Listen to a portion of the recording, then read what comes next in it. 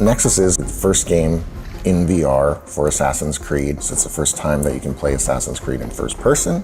It's the first time you can play multiple assassins in the same game. So across 3 different settings, 3 different assassins, and the full range of iconic AC actions like hidden blade, stealth, combat, leap of faith, parkour, climbing, throwing knives, all these types of weapons, the tomahawk of Connor, all of that stuff we put in the game because we really wanted to make it a true AC experience.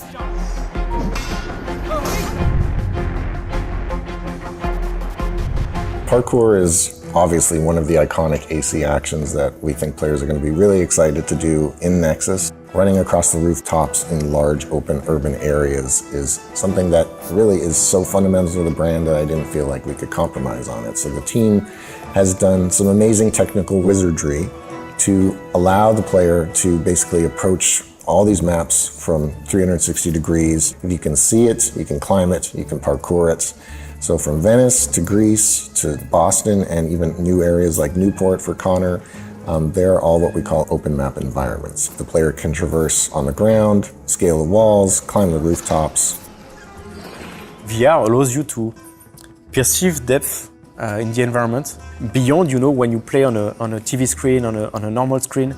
This is really defining for Assassin's Creed and the way you can look at the environment and see all obstacles and buildings and basically everything you can see that you think you can grab on, you can in-game. So it's really intuitive as well and organic.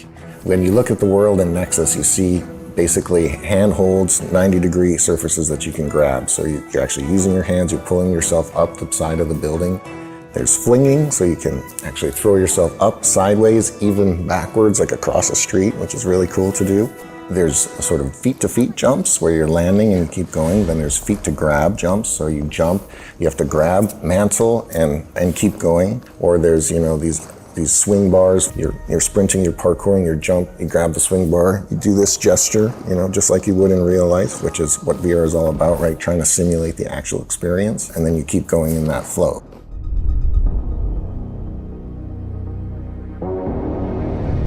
It is a stealth-first game, sneaking around, peeking around corners with even something as simple as like grabbing the corner of a building and pulling your camera, your head over and kind of leaning and peeking to see an enemy. We've even built in things like cracks and holes in the walls where you can kind of peek through there, and it's a use of head tracking there, but you feel really sneaky and you're spying on the guards in the other room. In the environments, you'll have dynamic objects, a vase, whatever. You can pick them up, you throw it. It'll crash on the ground and make a sound and distract a guard that way, and you're actually doing the physical throw yourself.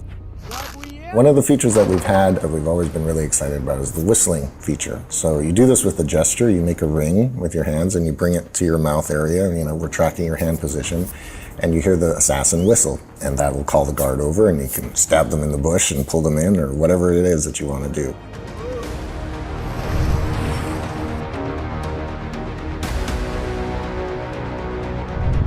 The hidden blade, I would say, is the most important feature in the game, really, if I had to pick one.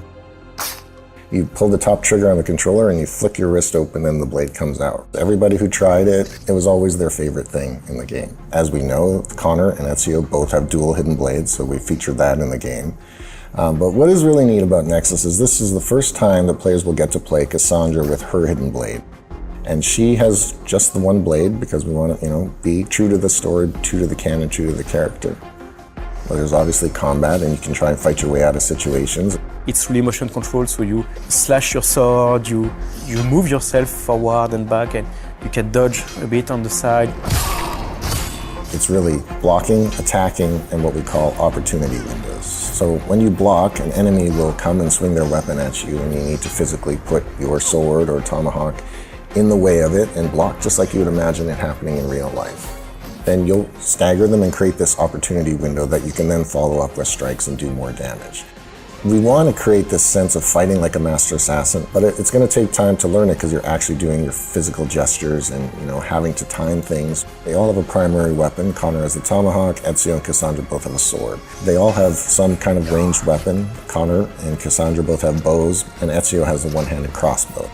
They all have throwing knives and smoke bombs. So you feel familiar and comfortable playing these assassins with the sort of core weapon set that they have, but there's also some nice specialization of who they are. So once you've learned the basics of combat as well as the advanced combat moves, you can put this all together and take out a group of enemies Master Assassin style. So for example, you come in from a rooftop, you air assassinate the first enemy, take your throwing knife to finish the second one, pull out your bow, take down the third one, and then draw your sword or tomahawk and engage the last one in combat and finish with a hidden blade lunge.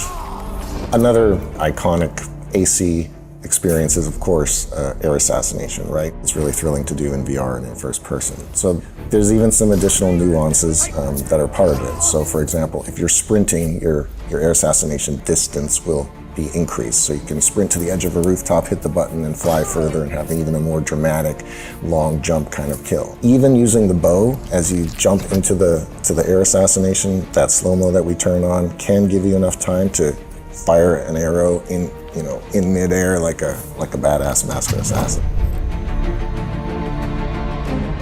So comfort for VR is really essential, it's key because we don't want them to feel any nausea. That was a priority from the start. Luckily, I've been working on this subject for quite many years. There is lots of options to make full locomotion in the world comfortable. There is vignettic system, there is a tunnel vision. It's quite effective to make the game comfortable. We also have a teleport locomotion feature which allows to remove completely locomotion through the space if you need or if you want. Auto parkour is one that allows basically parkour to be done automatically, so you just have to look where you want to go. You are going to see previews of the jumps you're going to make, and you don't need to press buttons, you don't need to do particular actions, but we had to make sure that it still feels like Assassin's Creed and it still feels like you are doing parkour and you are making the choices. Also doing the leap of faith. That's amazing in VR. Might not be for everyone, or it might be fearful for some people. We developed that feature called Fear of Height, so it allows you to turn on and off some grid to basically show you what's the ground in your real play space. You can even toggle a 3D grid around you, and it allows you to understand that actually your ground is very close by, so it helps people that might be afraid of heights. Even if you can't reach out, or it's uncomfortable to reach out over your shoulder, or it's uncomfortable for you to hold buttons, or things like that, then we have something for you. We try to really develop many features to make the game fun and enjoyable by everyone. Through testing of comfort and accessibility of the game, we've seen that almost everyone can be comfortable with the game. There's a feature for them because we developed lots of comfort features and we developed lots of accessibility features. Yeah, people ask the question a lot of like, how do you play 3 assassins in 3 settings in the same game and have it make sense narratively? So the idea is that you're an elite player hacker that is undercover for the Brotherhood and is now working for Abstergo. Dominica Wilk is the main character from Abstergo who has you jumping through memories of 3 different assassins who have at some point in their lives encountered these artifacts that Abstergo is looking for. She's actually played by Marina Baccarin, which is really exciting for us. It is a new story. It's not a port of these previous games or assassins. But at the end of the day, the biggest, most fundamental pillar of the game that we want to deliver to fans is becoming a master assassin, right? Physically stepping into the shoes of these characters and performing all those actions you watch your avatar do over the years, physically doing it yourself. And that is the real fantasy of Nexus, is actually being a master assassin yourself.